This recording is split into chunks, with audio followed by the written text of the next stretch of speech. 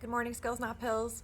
My name is Laura Bautista, and I'm here to kind of talk a little bit about how the power of positivity is kind of a loaded bowl, and it keeps people feeling in judgment kind of about how they're just naturally feeling in their bodies. And I want to help shift away from that a little bit.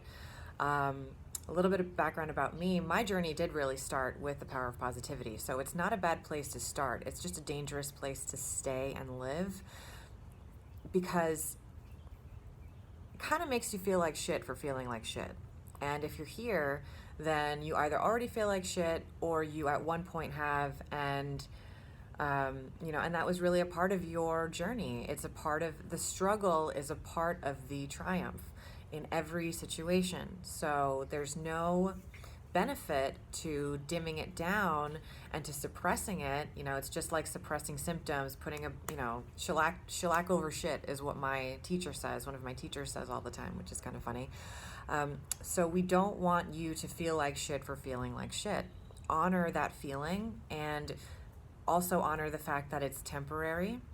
If it doesn't feel that way, and if you're like, well, my problem is permanent, or I have a diagnosis that's going to keep me ill forever, well, then we can kind of draw that back to belief, which some of the other practitioners and speakers have been addressing, is the power of your belief. And you will hear that again from me. It is a very real thing that your belief manifests in physical form.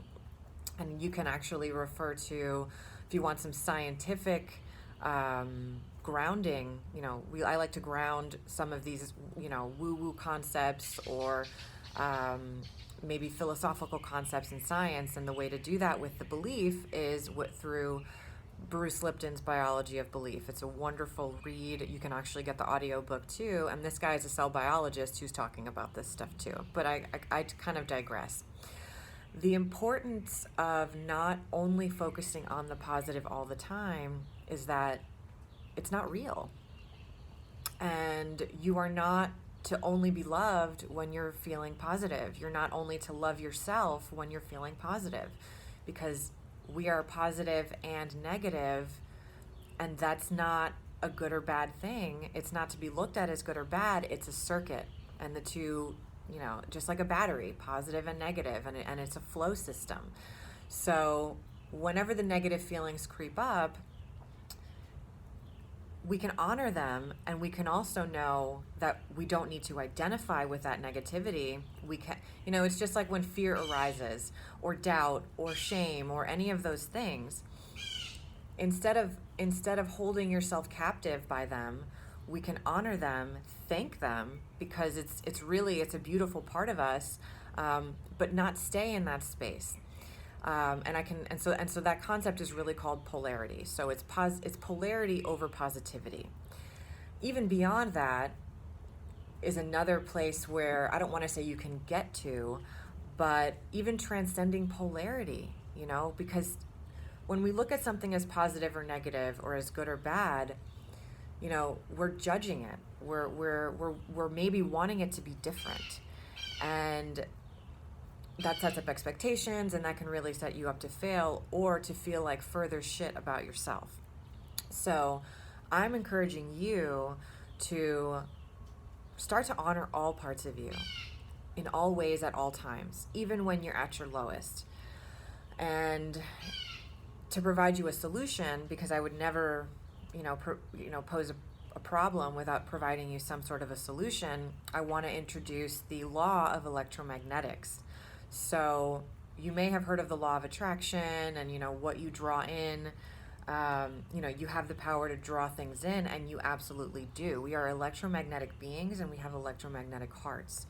The grounding with the science here is through HeartMath. That's a technology that actually measures the connectivity from human to human, and just the field, the electromagnetic heart. It has a field, and as you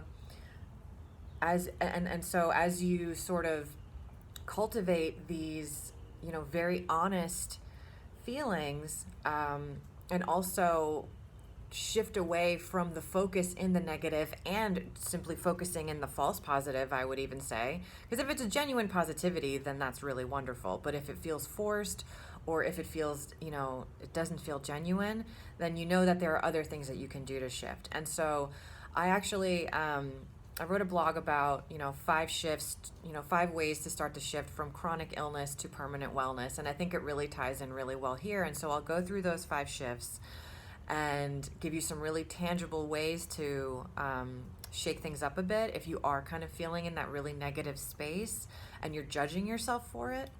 The first thing you want to do, and this can bring you to your knees, it can be really painful, is you want to identify your top fears about the situation.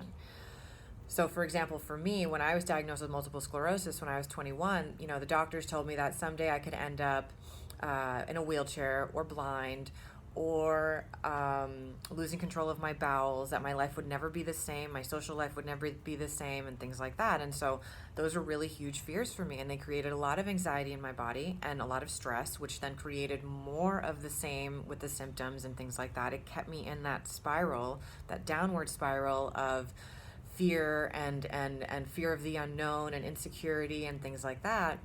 And so identifying your fears, getting them down on paper, it can be really therapeutic, and it can really just paint a picture of what exactly it is that you're up against within your own body, heart, and mind.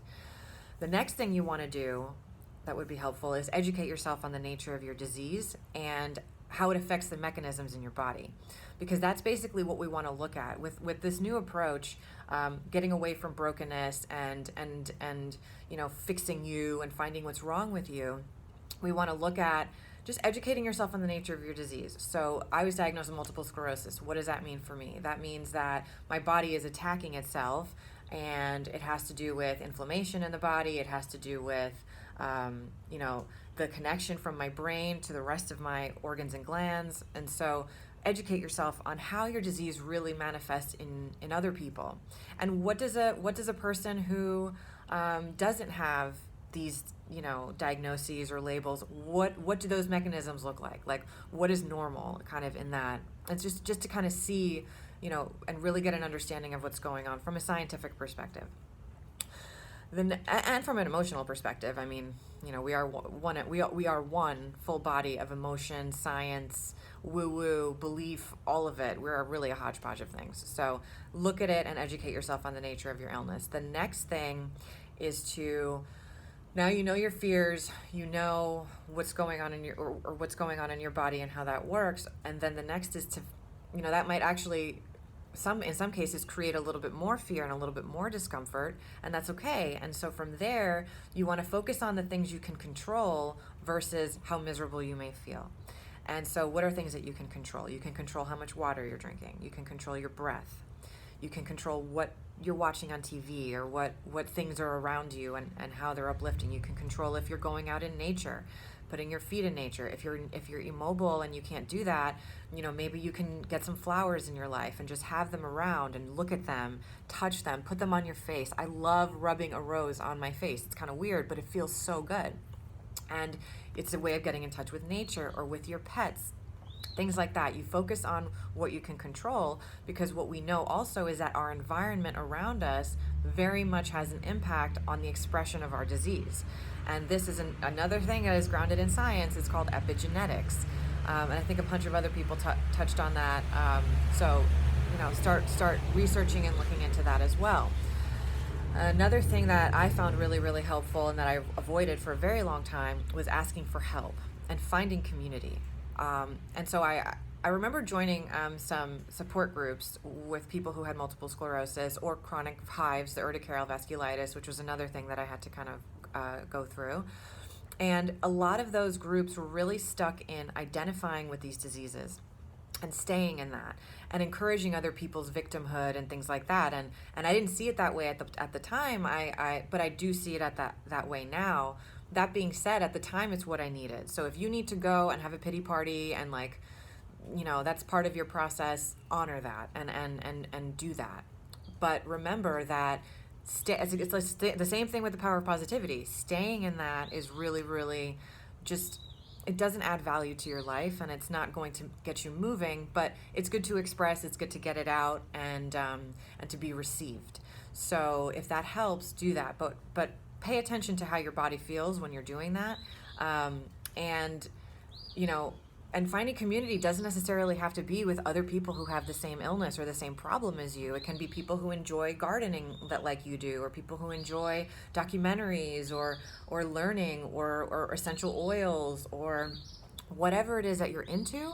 Find community with that, because just by way of we are human beings, so we are designed to connect and to interact. And by way of doing that, it can help really, kind of uplift you and just get you out of that negative mentality or which I don't even really like to say because it sounds so judgy, but just that place of disempowerment, really. It can really get you to shift out of that through connection. It's very, very powerful. And then the last thing that I want to just plant the seed is in giving. So even if you're feeling like shit, one of the things my mother always told me growing up was no matter how bad it is for you, it's worse for somebody else. And that can also disempower at some times because it's not about waving your feelings or not or kind of dumbing down how you're feeling, but it's just a perspective thing. And you can, the more you give, the more you get. I mean, that's just a saying of life, and it's very true. And a lot of us have experienced that. So, volunteering for a homeless shelter, or providing an ear to someone who just needs to listen, or even just, commenting on someone's Facebook post or something like that, just giving something without the expectation of receiving anything back.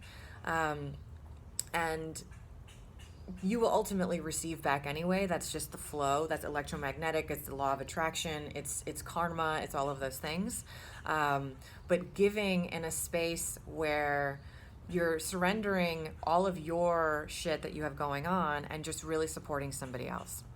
So I'm going to post a link to this article in case you want to check it out, and it kind of goes through and gets into a little bit more detail about how I do these things or how I did them at the time when I was really ill. And, again, my name is Laura Bautista. My business is called Root Your Radiance. It's my health coaching practice. And I have I'm just starting with the blogging and things like that, but I do have some resources on there. And I always encourage you to reach out if you want any more or if I can support you in any way. I hope you have a beautiful day, a beautiful weekend, and I always remember that if anyone's, shitting on you for feeling negative or shitting on you for feeling shitty, you don't need to take part in that judgment. You can honor them for not wanting you to feel sick because that's really what's going on. But ultimately, we want to look at and love all parts of you, the positive and the negative within a circuit, and not just be focusing on one or the other. It's not going to serve you, and it's going to keep you sick or make you feel even more like shit. I love you so much, and thank you for listening and watching. And again, please reach out if I can support you in any way, and I'm going to post the link below for the blog. Have a wonderful weekend, and much love. Peace out.